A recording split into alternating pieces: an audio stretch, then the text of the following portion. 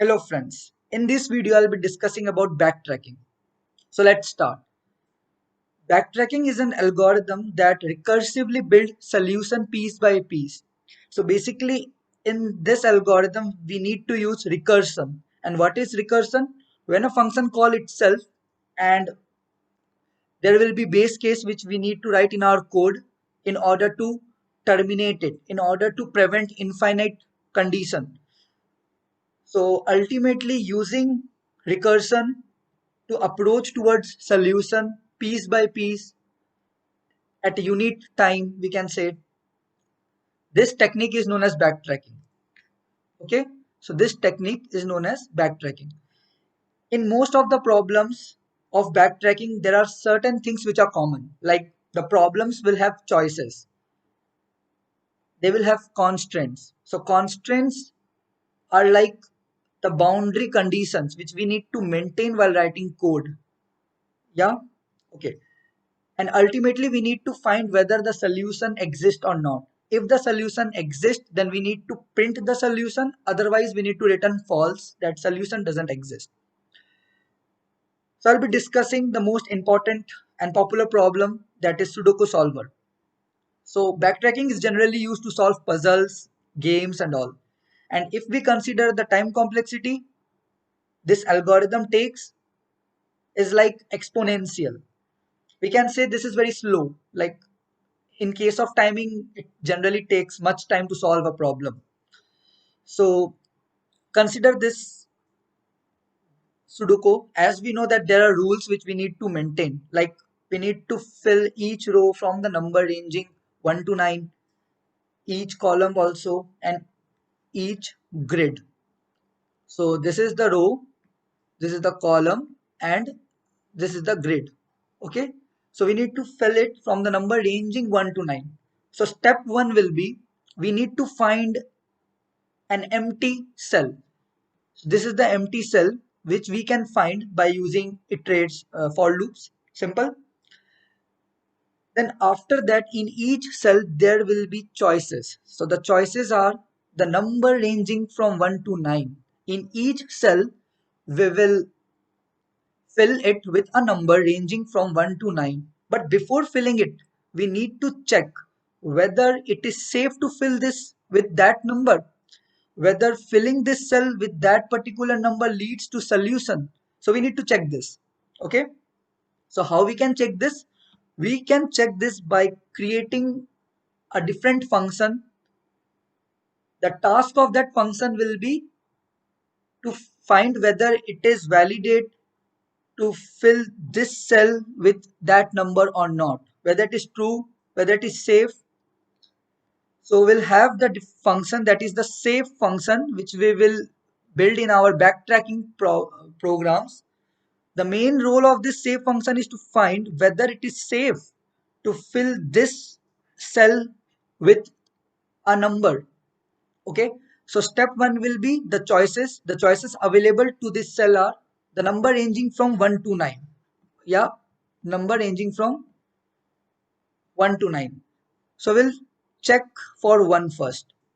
Okay, so before filling this cell with 1, we will call save function. This save function will tell whether we can place this number or not. Yeah, so what this save function will do, it will check for the column, it will check for the row, and it will check for the grid. Okay, so consider this one. So before filling this cell with 1, this save function will traverse this row to find whether any other one is there or not. So right now there are no one, there is no one in this row. Yeah, the row is safe. Again check for the column is safe. Check for the grid is safe. So we can place 1 in this position. So yes, after that we will move to the next empty cell. Okay, in this next empty cell we will repeat the same process.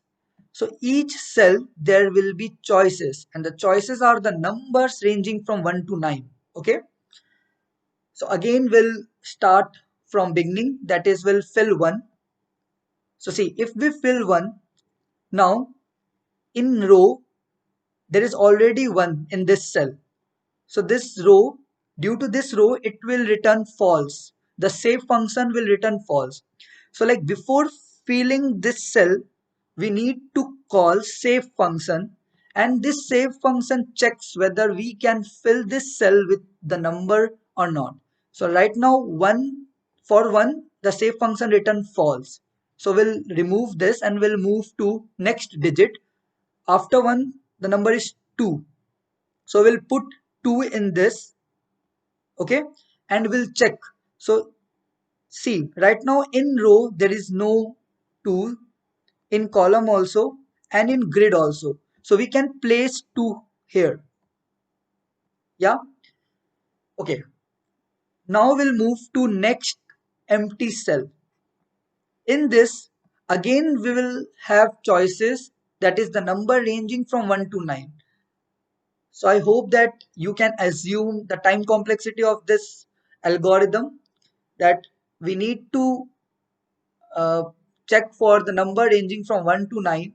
So like 9 to the power n cross n, where n cross n is the size of the board. Like for each cell we need to check from for the number ranging from 1 to 9. Okay.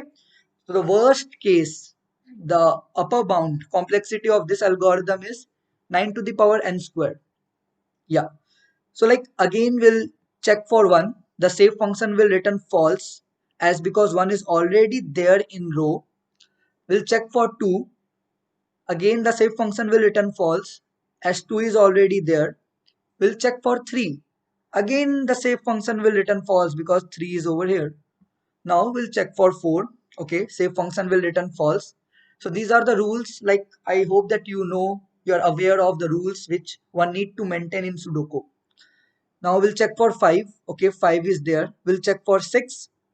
6 is there. We'll check for 7. 7 is there. We'll check for 8. 8 is also there. So in this row and in this column, okay, in this column and in this row we need to fill a number ranging from 1 to 9. Before filling it, we need to check whether we can fill this with that number or not.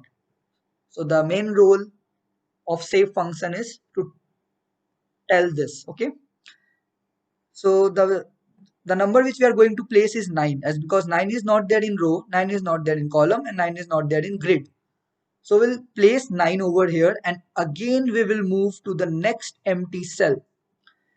So it can be possible that this empty cell does not lead to a solution from the number ranging 1 to 9. Like 1 is not leading to a solution, then 2, 3, up to 9. Like from 1 to 9, we have filled this and we find that we are not satisfying the constraints, like we are not able to lead to a solution. Then what we need to do is that we need to move back. So this move back is known as backtrack. We need to do backtrack. We need to move back, and moving back, like over here, we need to move back over here, and we need to resume the iteration. Like for example, we have filled this cell with say 5, okay, which leads to a solution. Then after that we need to fill this cell, and this cell, the moment we are trying to fill it from the number ranging 1 to 9, we find that we can't, like it's not possible to fill this cell from the number ranging 1 to 9. So what we need to do, we need to do backtrack. We need to move to the previous cell, and as we have already filled 5 and this 5 is not leading to a solution, so we'll start our iteration from 6 onwards. Like, okay, so we have checked this cell for 5 and it's not leading any solution, so we'll go for 6. Okay, and suppose we find that yeah, 6 is also not leading solution, 7 is also not leading to a solution, up to 9, for this cell there is no solution. So again we'll be doing backtrack and we'll resume the iteration. Okay, so this is the main intuition of backtracking.